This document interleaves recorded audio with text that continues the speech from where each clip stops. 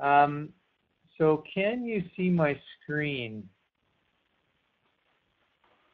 You can write in the chat.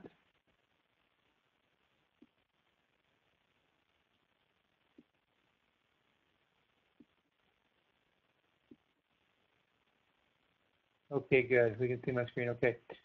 Okay, well, welcome. I am recording. I'm going to put on the PowerPoint here. You should be able to see it. I'm hearing some feedback. Just a second. I'm going to put you in mode. Audio on. Just a sec.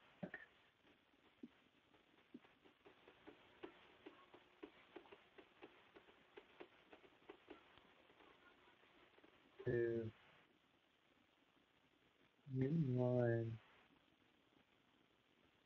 Audio option. Sorry, I'm just looking at how to mute. Okay, well, we're going to go ahead anyway. Welcome, everyone. I am going to be doing this presentation. Is actually just getting on a plane. She was in Saskatchewan Spring Sprint today, and so she is coming back later today. So I'm going to just pop this open. Hopefully you can see that, and we are recording right now. I'm just going to go back a slide. So I am Ryan Clements, the half of the Megan and Ryan Clements team. Those of you who weren't for our last call, Megan and I are training on recruiting and networking.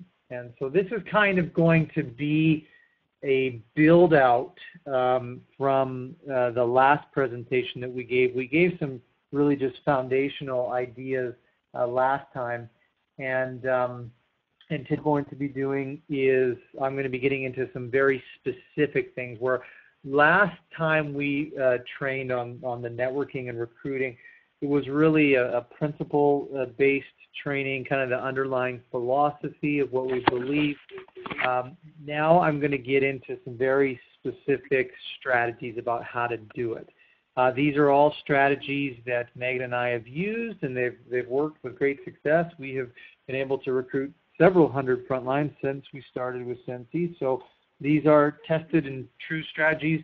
Those of you from TWW will probably recognize some of these. We talk about several of these all the time, and also I have quite a large playlist of small videos on YouTube that I've taught these strategies and various others. In light of time, I don't have the ability to go into every single thing that we've done in terms of a recruiting strategy. But I'm going to try to give kind of the top 20. If you want more detailed strategies, there are those on the YouTube playlist, and I posted that actually in the RSVP for the web link before. Lots of stuff in there. So what I propose is we'll just jump into these 20. I'll probably go a couple minutes per, take about 45 minutes to blaze through these ones. And then I'll take some questions at the end. We'll keep it under an hour. Again, this is being recorded. And so let me just confirm that while I'm saying that. I do believe, yeah, it is being recorded. So we'll post the recording as soon as it's ready. Okay, let's jump into it. Number one, recruiting ultimately is a game of numbers. Just before I jump into that, I'm seeing some people are having a hard time getting in, which is strange. It's saying it says the meeting is over, where we have several people in the meeting right now. I don't know why whoever is using the link saying the meeting over. My guess is that they're using the wrong link. I wonder if you guys need to try the link that we put up before. Not quite sure. How many people do I have on the call right now? I think we have quite a few people on here, so I'm not quite sure why the other people haven't been able to get in. Okay. In any event, I'm gonna move forward here. Get back to that. It'll just have to be recorded, and I guess whoever can't get in will have to listen to it after. Okay. And whoever has a kid in the background, if I could ask you to just mute yourself, because I can hear the kids. please just mute your line. Okay. Okay. Ultimately, recruiting is a game of numbers. I can't stress this principle enough.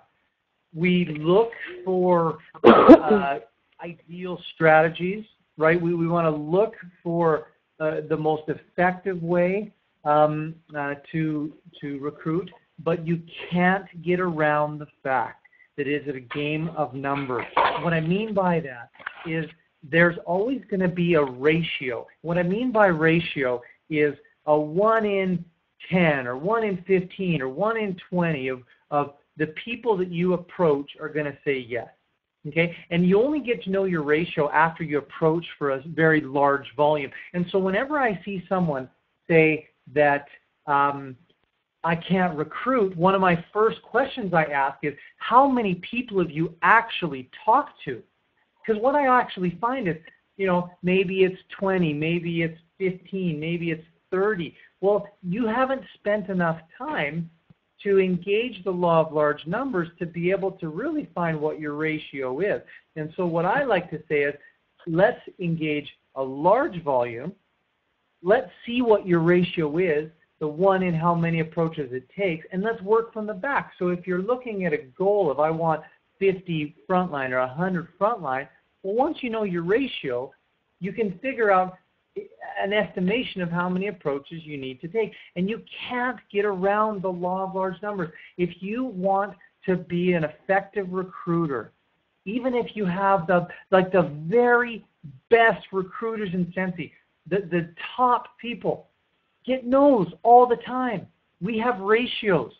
And whether it be 1 in 10 or 1 in 20 or 1 in 50, it still means that 9, 19, or 39 no's. We're getting it. So you're going to get no's. Don't take it personally. Get over it. If you don't ask, you're not going to have recruits. And have fun with it. Turn it into a game. If you associate your emotion to every approach that you take, Scentsy's going to be a really, really hard business for you. Seriously. You've got to learn to detach.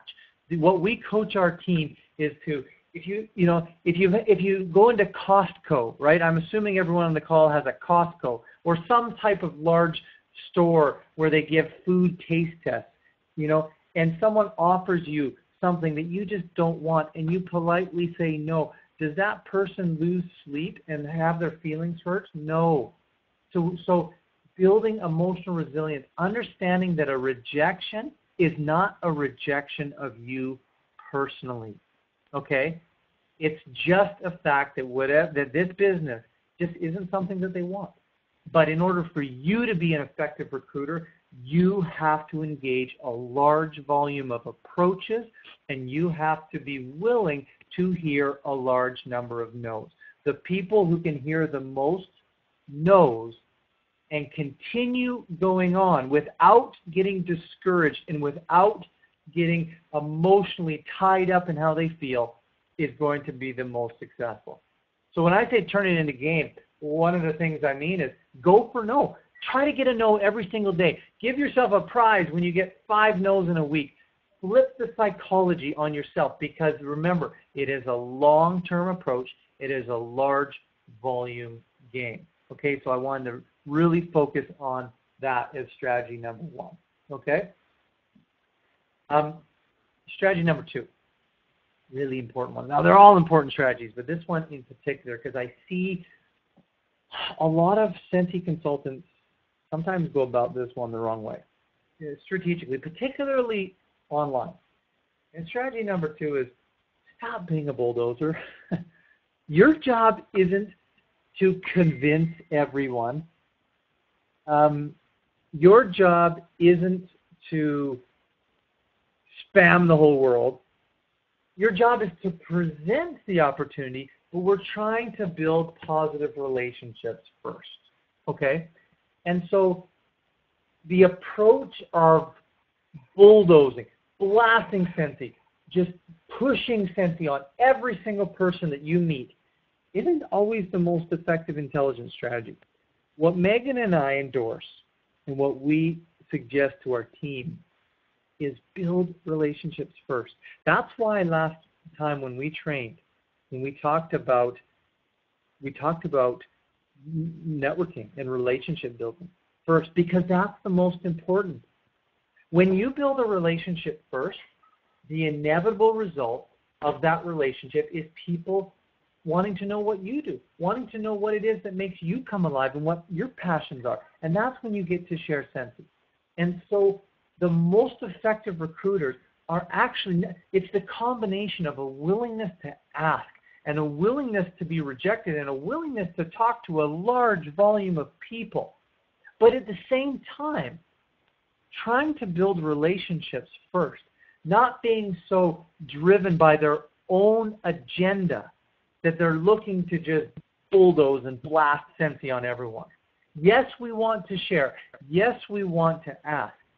But look at the relationship as important in and of itself. Look to build the relationship first. The last time we talked about these portal strategies, and I'm going to get into these in a lot more detail, but you can't benefit from any portal strategy if you don't have the relationship first. So being a master recruiter is actually about being a master relationship builder. And I'd encourage you to take a look at books like The Go-Giver. Books like, it's an old book, but Dale Carnegie's How to Win Friends and Influence People. These books that teach you about relationships, okay? These are books that come in very handy and very positively in a direct sales recruiting context, because this is, like I said, the most effective recruiters are actually the most effective relationship builders. So that's strategy number 2. Okay. Strategy number 3, create a leads list. My team knows that I'm a big proponent of tracking. I track who I talk to. I track what I do. So does Megan. Megan tracks. Megan has a leads list, and in different categories. The reason why we track is because then we can follow up, and we can also know when we followed up. Because we don't want to harass people. We don't want to just continually bug them about this. But there is a fine balance, because one approach on its own, sometimes people forget, or maybe the time's not right. And so following up is a great thing. Following up is critical. So knowing when to follow up is going to be contingent on your tracking and what you have recorded, your notes. And so we like to we have a list, simple list. We like to designate the list based on certain categories, right? So which people are warm. We call it warm, people who have given kind of clues or tips about, I would, maybe I would like to join someday, or they say something that intimates just a little bit that this is something that they might want to do in the future, or maybe they say something like, oh, once I free up some credit, then I'll join it. That's a warm lead. Hosts obvious, customers obvious.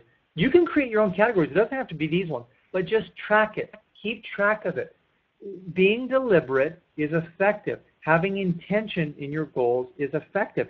Hope is not a business plan, right? Mary used to say it all the time. Mary Christensen, and we openly advocate that statement. Hope isn't a business plan. A business plan is a business plan. And the more professionally you take your approach to this business, the more successful results you're going to have. So create a leads list. Start tracking. Strategy number 3. Strategy number 4. This ties into strategy number 1. I can't stress this one enough, okay? It is that, hold on, I'm just looking this for a sec. Okay, good, people are in. Habits trump motivation. What you do every day has a compounding effect. Motivation without action is useless. I can't be any more blunt. And so what we like to advocate is for what we call a detached 5 strategy, whether it be 5 actions, 5 approaches, 5 contacts every single day. And it's a detached 5 because we're not going to tie our emotions to the action. We are just going to take action. Why do I say that? Well, if we tie our emotions to the action, well, what happens if all 5 of the actions, you don't get exactly what you want? Well, now you're sad. And then that happens the next day, and the next day, and the next day. And it's not until the 13th day that you get a positive result. Well, if you tie your emotions to every single action that you take, you probably won't even last 13 days with 5 actions a day, because you'll get tired of feeling down and feeling rejected. So what Megan and I advocate is what we call a detached 5. Just take action. Action, check, done. Don't think about it. Don't get emotionally caught up into it. And I know that's really, really hard for a lot of people, right? Because your emotions is your strength. It's your enthusiasm, your fire, and we want to share that, your sense of spirit, and we get that. But the flip side of tying your emotions is the discouragement, which we see all the time with Scentsy consultants. And it's, you know, when I look at the most effective recruiters long-term in the business, the truth is, I look at it and I can see the people who can most effectively control their own emotions, who can most effectively persist in the face of disappointment without wanting to quit, without wanting to give up. Habit. Can't stress this one enough. We say all the time that Scentsy is a marathon, not a sprint. And it's true. You might sprint all day, and booking blitzes are fantastic tools. But you get done, well, maybe get done 30 calls, and you just go like crazy. But if you're only doing that once a month, compare the difference between 5 a day. If you're doing 5 a day on 20 working days, you're getting 100 month after month after month. That's where the big compounding returns come. So build recruiting habits. If 5 intimidates you, do one new approach a day.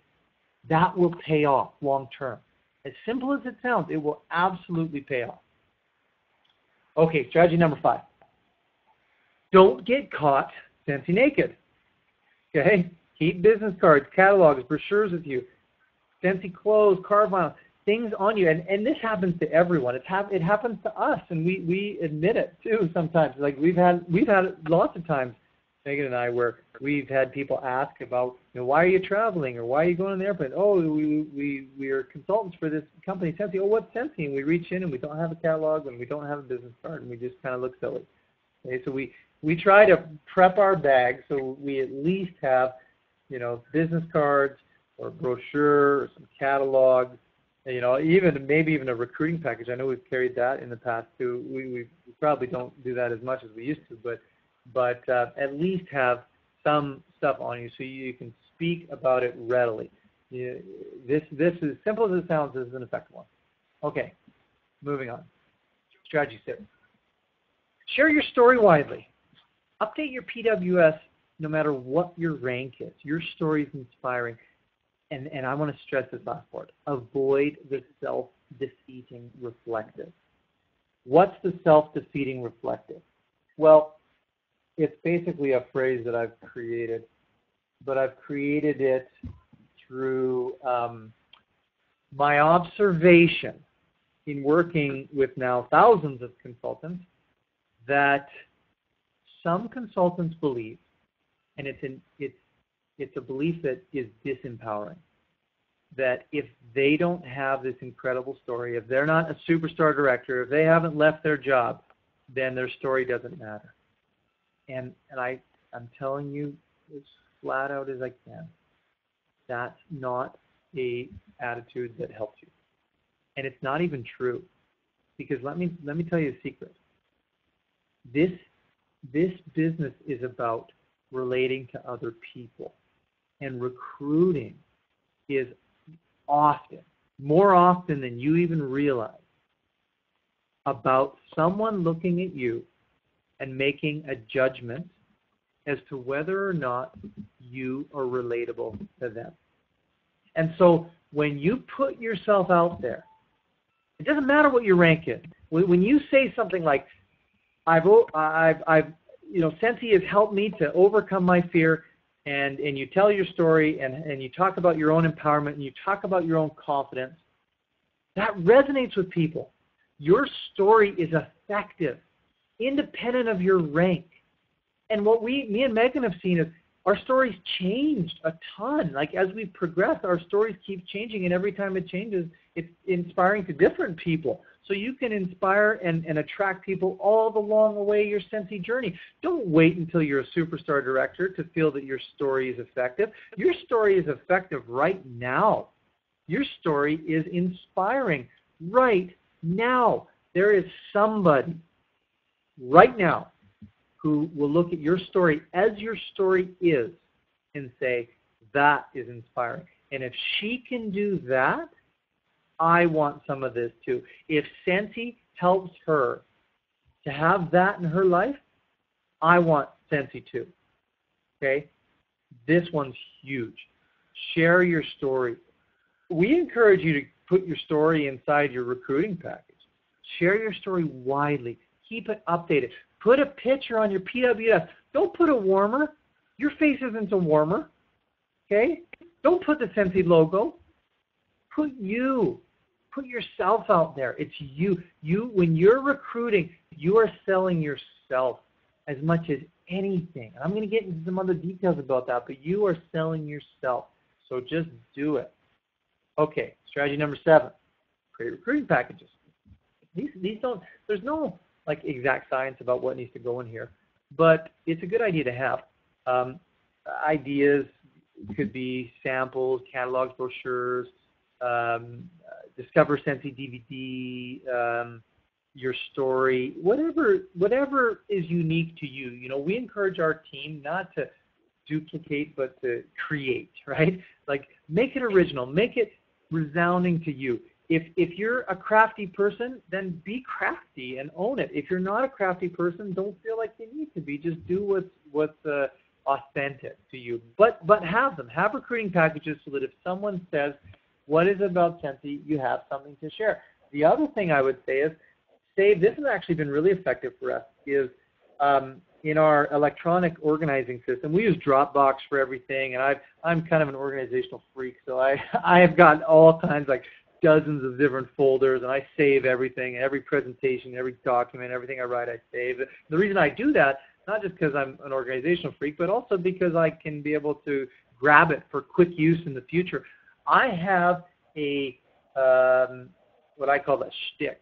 I've got some content that like a whole, actually more than one, of various different ones of text that I provide to people. When someone says to me, hey, tell me about Scentsy, I have stuff that we send. Now, I've learned over time, though, that sometimes giving, it's a real, I'd say it's more art than science, because sometimes giving too much, we've learned kind of the hard way over the years that giving too much too quickly can actually scare people away.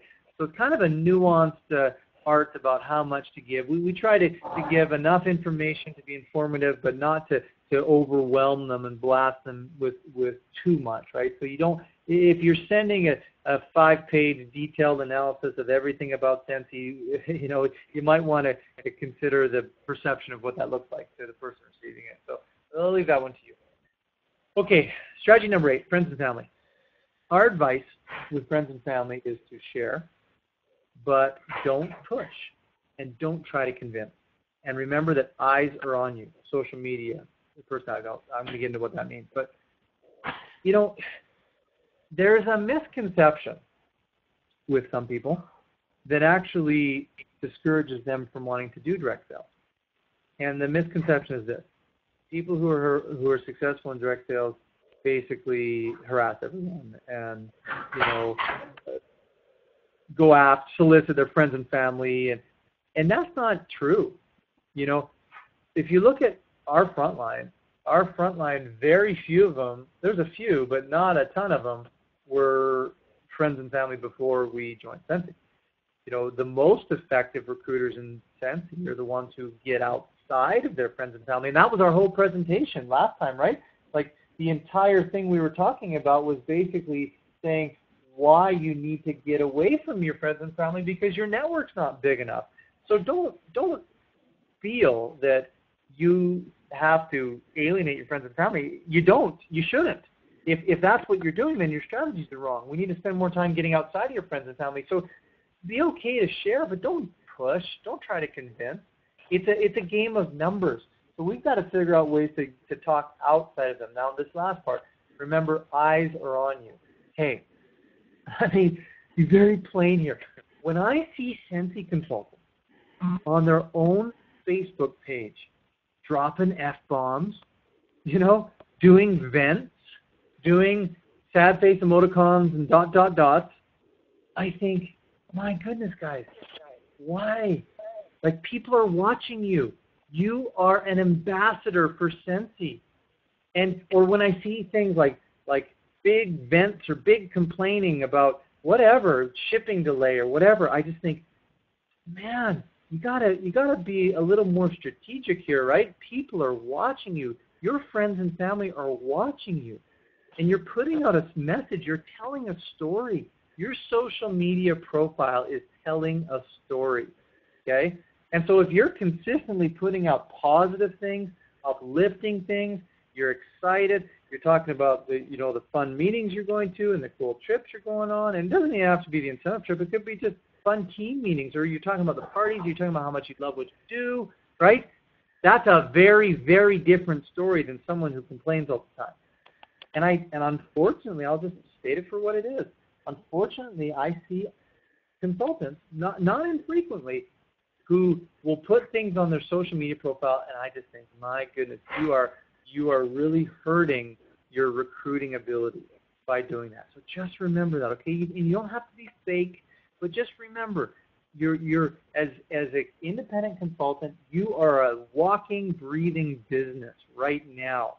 And so what you do gets seen, and you're telling a story by all your actions on social media. So just choose the story that you tell, okay? Okay, first generation portal. We got into this a bit last time. Remember, I was talking about Dunbar's number and how everyone has about 150 relationships. Well, 150, if your ratio is about 1 in 10, then the maximum that you're going to recruit out of your first order network is 15 people. That's not enough to meet your goals. So you've got to get outside of your network. One of the most effective ways to getting outside of your network is to go through your existing network. That's the portal strategy, because every single one of your 150 has 150 of their own. So an effective strategy that me and Megan have used over and over again is to ask people who they know, okay? Ask them if they know anyone who wants to buy, host, or join. Now, this leads into strategy 10, first generation international portal strategy. We've used this effectively internationally, asking the people we know, and it's very, very simple. You target an area, and we've done this before even outside of Canada. We used to do this when we first started to get outside of Alberta. We specifically would say, do you know anyone in Ontario? Or, we would just ask people. We would think of a location that we wanted to be in, and we would ask people that we know. And the way that we do it is we'd say, our company is looking for sales consultants in blank area, Ontario, Australia, New Zealand, whatever, right? UK, it doesn't matter. Whatever you want to be, that's your pitch. A company's looking for sales consultants in insert location. Do you know anyone who would be interested in this? Or do you know anyone who... Now, the buy, host, join is a little bit different. I shouldn't have put buy because obviously you can only sell in your region, right? But you can sell, but it does work, for your country. If you were in Alberta and you wanted to expand into Ontario, for example, you can ask. It's all about asking. That's why I put that principle number 1, right? A willingness to ask large volume, a willingness to be rejected large volume pays the most massive dividends in this business, okay? And so when you get, and why I brought up habits too, is because when you get in the habit of asking in large volumes, then and you're not scared of hearing the word no, then asking through a portal strategy doesn't intimidate you. What's the worst that could happen? Right? Megan talked about that last time, remember? What's the worst that could happen? They're going to scream at you. They're going to swear at you. You can handle that. It would probably make your day funny. It had some comic relief if they did. Like, you can handle that stuff. So don't be scared of it. Okay. Strategy number 11. Call this one a tribal online strategy. Define the tribe, go to where they are, make a relationship first before you pitch. Okay, let me translate what I mean here. A really effective way to recruit online is to go to an area where people converge, and the people that might be interested in what you have, in buying, selling, or joining, buying, hosting, or joining, and make a relationship first. So examples could be blogs, forums, Facebook groups, LinkedIn groups, pretty much any social media. People converge around interest in social media. There's groups all over. There's, we've engaged, we've gotten hosts and customers from mommy pages on Facebook. We've gotten from all kinds of stuff, blogs. Like there's too many to even think about. It's something that we've been doing for 6 years constantly, but we basically look for a tribe. We call it a tribe. Isn't our word. It's kind of a marketing term. It's basically an area where people congregate around a similar interest, and then we make relationships. Remember strategy 2. Don't be a bulldozer, okay? Don't go into the tribe and start spamming everyone, okay? I can't stress this enough.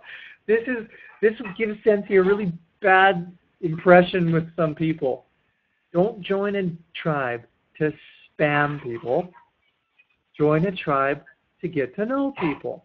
And then as you get to know people, you're always going to get a chance to talk about Scentsy. Now, some of you might go, yeah, but that's going to take a long time. Well, so what? There aren't shortcuts. Whoever's telling you that there's shortcuts in this business, you need to take different advice. If someone's telling you that there's shortcuts to success, you need to go talk to someone who is experiencing success, because they're going to say, no, there's not shortcuts. So even if it takes a little bit longer, and we've had examples of this where we've had lots of conversations, we make friends, like for, dozens of conversations back and forth online before the word Scentsy even comes up.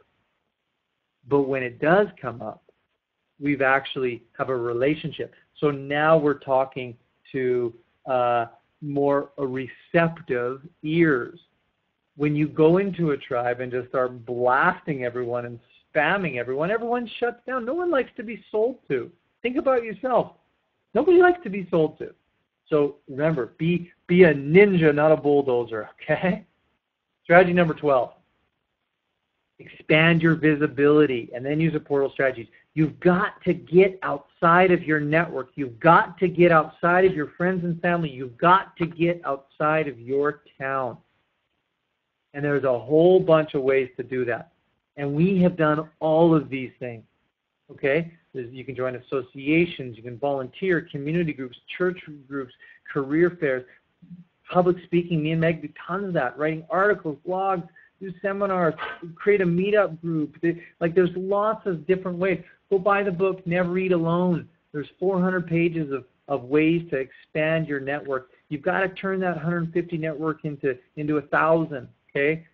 You got to hit that large number, make it a goal, and that's why I say it's a habit. If you truly want to be a good recruiter, then you got to be working on this every single day. And I recognize that this is super scary for a lot of people. I totally get that, but I can tell you that it's just like exercise. It gets easier. The more that you do it, the easier it becomes. And so just embrace, just say, I got to do this. Give yourself little goals. I wrote in my blog yesterday about my 5-5-3 strategy that I do. One of the reasons I do that is that every single day accomplishing goals makes you feel good. So just set one goal, like today I'm going to talk to one person, or today I'm going to do one thing to expand my network. That's going to make you feel good. That's going to give you momentum. That momentum is going to carry forward, and it's going to build courage, and it's going to build confidence, okay? So even if it feels scary right now, or even if it feels overwhelming, it won't feel scary and overwhelming forever if you take action. Strategy 13, number important, very, very important. promote the non-financial side. You know, I was actually talking recently with a high-ranking member of corporate that said their statistics suggest that far more Scentsy consultants get involved for the community side than the financial side, to be honest with you. And you know, looking at why people join. And so Megan and I have used that as a tactical strategy where we promote it openly about the community, the social, the friendships and mentoring, trips, personal development. It's not about the money when we're promoting it. We try to tailor it to them. So if we can sense someone who's highly driven by money, then we'll promote money. But if we can sense someone who's driven by something else, we try to fit the pitch, and I'm going to actually get into that in a different slide. Let's go back to that for a sec. But don't be afraid to promote that side, because that side is very attractive to people. So what can you do? You can blog about it.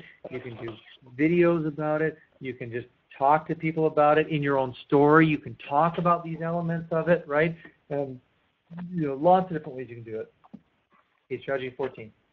Recruit your spouse or your partner. That might be your most important recruit that you ever get, right? It could make the difference between a completely supportive and non-supportive. So how do you do that? Well, figure out what their why is. Figure out what makes them tick. Share your passion with them. That's a really important one. Make them feel valued. Give them a way to add value to you.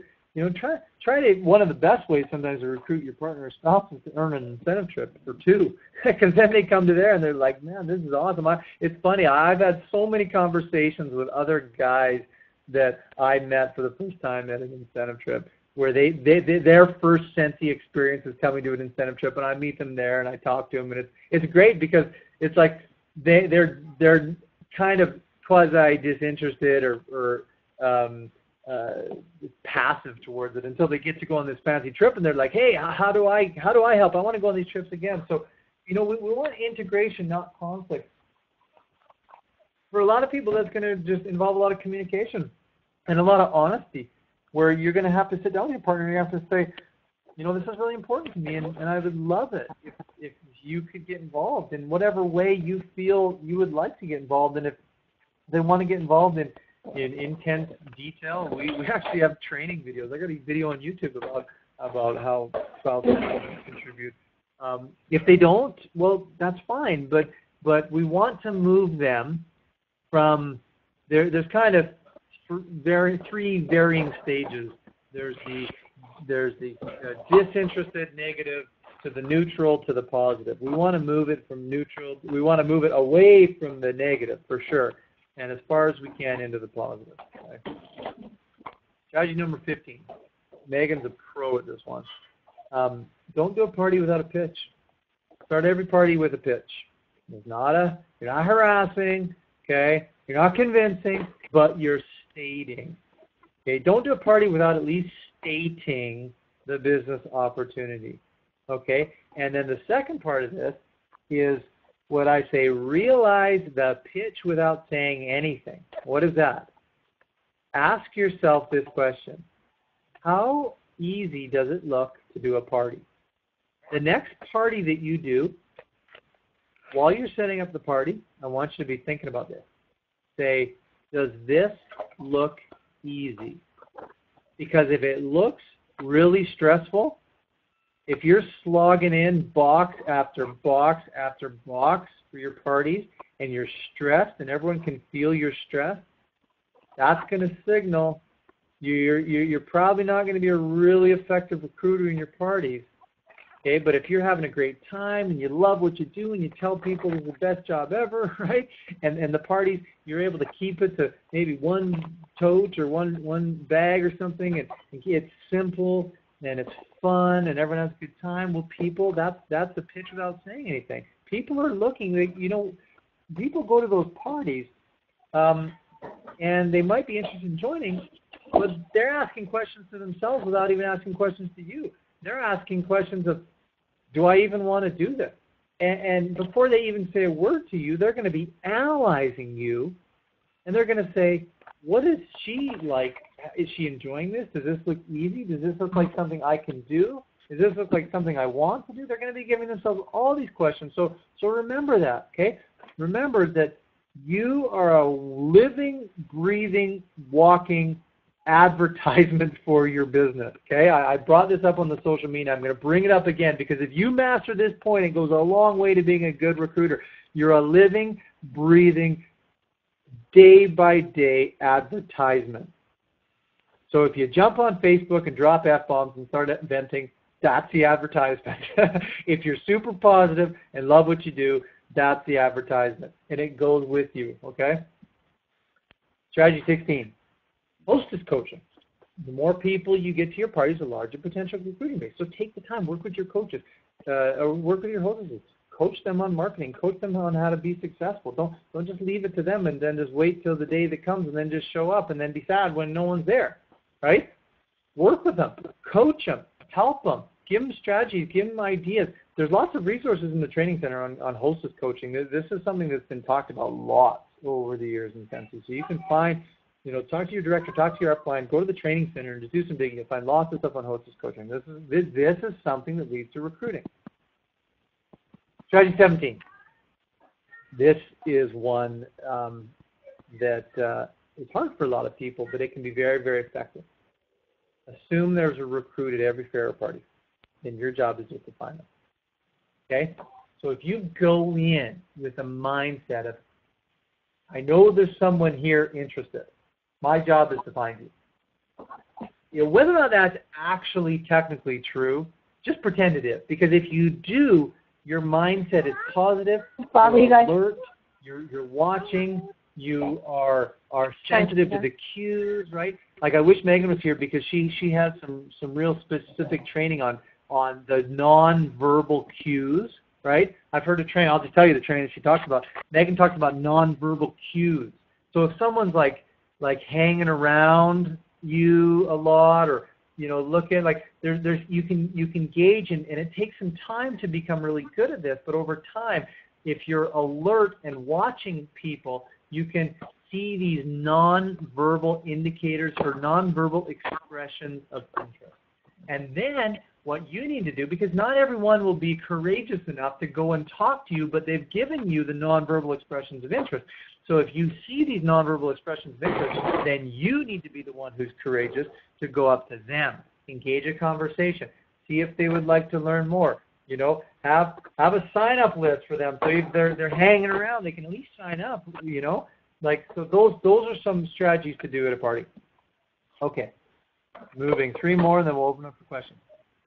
I kind of already gave this one. Fit the pitch to the personality. We don't like coined approaches. What I mean by coined approaches is like your, quote, elevator pitch. We don't like that. It's too insincere. It's not authentic.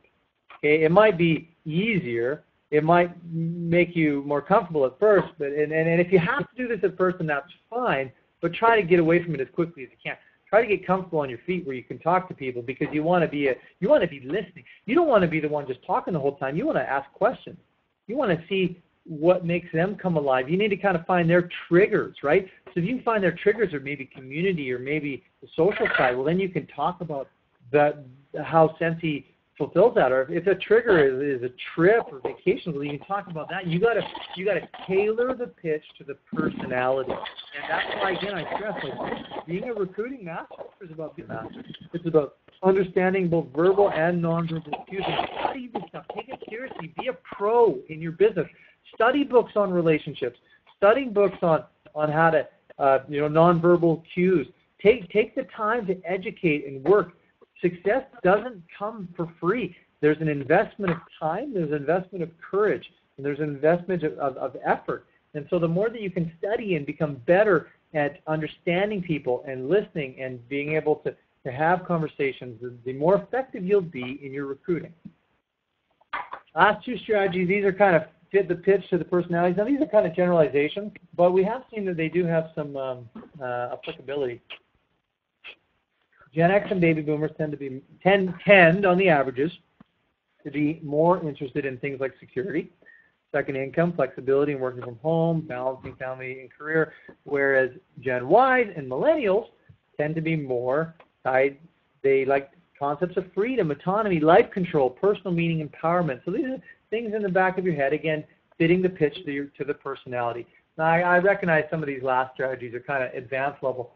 You know, what I would recommend, because I've given you so much tonight, is just start 1 a day or 5 a day. Just little baby steps, compounded and habit over and over and over. Start with the easiest ones, work your way up to the hard ones. If you're uncomfortable using a fit the pitch to the personality approach, start with just the coined approach. Start with just asking people, work your way up. Just work at it day in, day out. That's what it's going to take to be successful, is a commitment to being a professional. If you treat this is something, Orville talks about this all the time. He talked about this in one of his last calls. You have to look at this business the same way you would approach any other career. And a doctor, for example, looks at that and says, okay, I got to go through, X amount of school, then I got to go through residency and blah, blah, blah. It's the same thing. You don't just jump into this and start making millions of dollars. There's an investment of time. You got to become good at what you're doing, and you only become a good recruiter by practice. Okay? And I think the point that I'll leave on is that more information is usually not the issue for Scentsy consultants. It's more execution. It's very rare that I see a lack of ideas that holds the Scentsy consultant back. What I most often see, if with a Scentsy consultant who's not getting the results that they want, is a lack of action. It is what it is. It's a lack of execution. So make yourself action heavy. Make yourself execution heavy. Okay? You don't need to know every single strategy in the book before you start. What you do is you start, and as you're going, you improve. So you start now. You start today, tonight, tomorrow, and then you make a commitment to working on it every day and a commitment to improving it as you go along. And if you talk with the best recruiters in Scentsy, that's the method that they do. It's a constant approach, it's a habit-based approach, and it's a willingness to constantly improve, constantly educate, but most importantly, a willingness to just do, a willingness to ask, a willingness to evoke large numbers, and a willingness to be rejected. That's what it comes down to. So, with that said, that is my presentation. I'm going to now pop up the other screen. So, we got a couple minutes here. If you would like to give me some questions. Remember, this is being recorded, and so you can watch it after, and I'm going to pop it on YouTube. So if you want to pop in a few questions, if you have any, feel free to pop in the chat. Otherwise, I will let you absorb the information. I recognize there's been a lot at you, but that's what I want to do. We wanted to give you a lot of things to take in, and then just start doing them. So I'll give a minute here.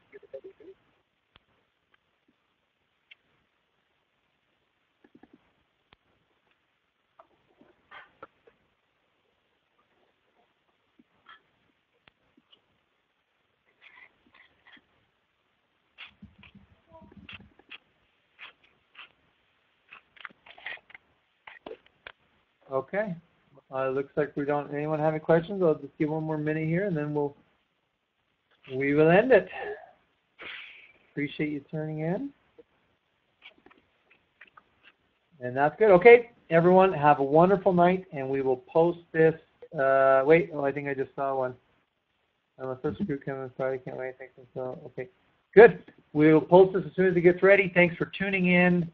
My question is, can you talk to my hubby? What? Absolutely. Absolutely. And it doesn't matter if you're not in our downline. I don't care. That's not how we roll. I'm happy to talk to your hubby. If your hubby wants to find me on Facebook, that's fine. I'm happy to do a call, chat. If they come to convention, I'll be in Vegas. I'll be in Sydney. So I'm going to be in Australia, and I'll be in Vegas as well. If you, yeah, I would like that. I would like to talk to hubbies, and I've talked with hundreds of hubbies in the past. Okay, I do have a question here. What do you say to shy, quiet people? Well, really, it's kind of the same philosophy that I was saying here, is that your goal isn't to convince anyone of anything. Your goal is to make a relationship first. And so you build a relationship, and then we need kind of an entry point at a certain point. So usually a new entry point for a new person would be whether or not they've ever heard of Scentsy. They'd like to buy it. I turn them into a customer first. Move from customer to host, host to recruit. There's kind of a progression. Now, if someone comes to you saying they're very interested in the business but they're shy, this is where, okay, remember I went on that kind of quasi-rant about your story and how it's so effective? This is a perfect example of that, is that, you know, if you're kind of a shy person and you can say, you know, I'm kind of shy myself, and Scentsy's really helped me, and you don't have to be, you know, you say things like the product sells itself, and you don't, you know, you can just tell your story. That can go a huge way. Like when someone who's shy comes to you and realizes that you're doing it and you're shy too, well, that just gives them a sense of comfort, and it's like gives them permission to be involved in this. So build a relationship, empathy. Yeah. So, okay, another question here. Doesn't know what he can do. He's not into selling it. Okay, lots and lots of things that hubbies can do. Tons of things. Okay. And I have YouTube video that's kind of get into an hour-long training. Tell you what, Jessica, for that, and anyone else who's interested, if your hubby needs ideas on what to do, just contact me. I can send you to a YouTube video that's honestly an hour long that me and Chad Glauser, another SSD, one of the original SSDs, did. Me and Chad put on a training where for like an hour we talked about ways partners can contribute. So what I do is if you just look me up on Facebook or send me a private message, I'll just send you the link to that training, and you can watch that. Me and Chad go through dozens of different ways they can contribute. So, okay, I think that's it. One last comment. Good. Hey guys, I'm going to stop recording now. So have a wonderful night. Thanks for tuning in. Take care.